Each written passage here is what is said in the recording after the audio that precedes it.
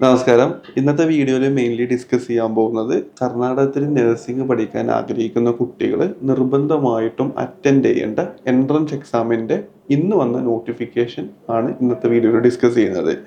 അപ്പോൾ ഇതിൻ്റെ application date ഇന്ന്, അതായത് ജാനുവരി 23 രാവിലെ 11 മണിക്ക് ഇത് സ്റ്റാർട്ട് ചെയ്തിട്ടുണ്ട്, ഓപ്പൺ ആയിട്ടുണ്ട്. എല്ലാ വിദ്യാർത്ഥികൾക്കും ഇതിൻ്റെ ആപ്ലിക്കേഷൻ കൊടുക്കാവുന്നതാണ്.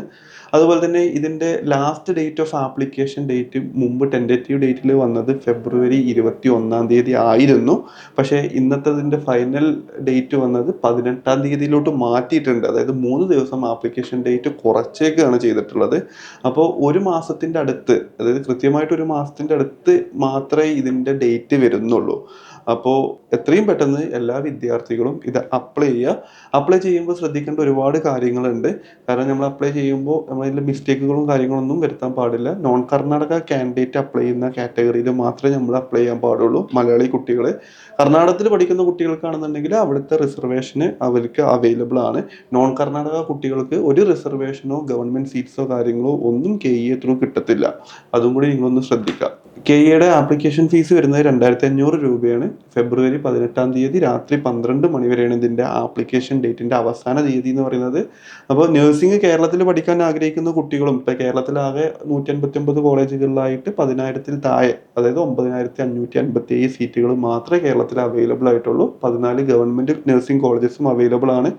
അപ്പോൾ കേരളത്തിൽ ഈ 10,000-ൽ താഴെ സീറ്റുകൾക്ക് അപ്ലൈ ചെയ്യുന്നത് 1,00,000-ഓളം കുട്ടികളാണ്.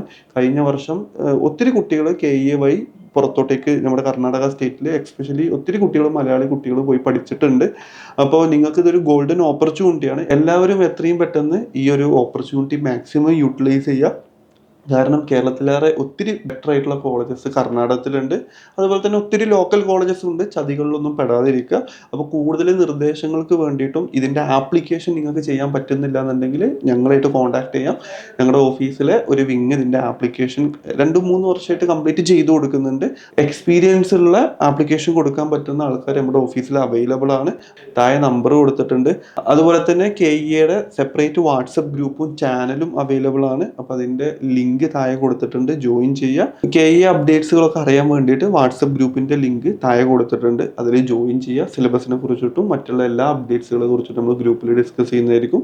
അപ്പോൾ ആപ്ലിക്കേഷൻ കൊടുക്കാൻ താല്പര്യപ്പെടുന്നവർ താഴെ കൊടുത്തിരിക്കുന്ന KE ആപ്ലിക്കേഷൻ കൊടുക്കുന്ന നമ്പറിൽ നിങ്ങൾ ജസ്റ്റ് കോൺടാക്ട് ചെയ്താൽ മതി.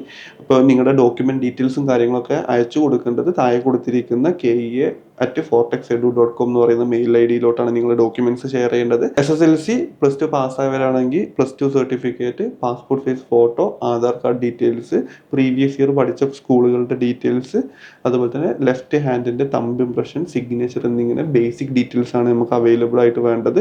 നിങ്ങളുടെ മൊബൈൽ നമ്പർ, ഇമെയിൽ ID. അപ്പോൾ ഇത്രയും കാര്യങ്ങൾ നിങ്ങൾ ശ്രദ്ധിക്കുക. അതുപോലെ തന്നെ ഇമെയിൽ IDയും വാലിഡ് ആയിട്ടുള്ള ഇമെയിൽ IDയും മൊബൈൽ നമ്പറും കൊടുക്കുക. ഫ്യൂച്ചറിൽ അതിലോട്ട് OTP കാര്യങ്ങൾ, സീറ്റ് അലോട്ട്മെൻറ്റും കാര്യങ്ങളും, വെരിഫിക്കേഷൻ കോഡ്, അതുപോലത്തെ എല്ലാ ഡീറ്റെയിൽസും അതിലോട്ടാണ് വരുന്നത്. അപ്പോൾ ഇതും കൂടി ഒന്ന് ശ്രദ്ധിക്കുക. കൂടുതൽ വിവരങ്ങൾക്ക് ഞങ്ങളായിട്ട് കോൺടാക്ട് ചെയ്യുക.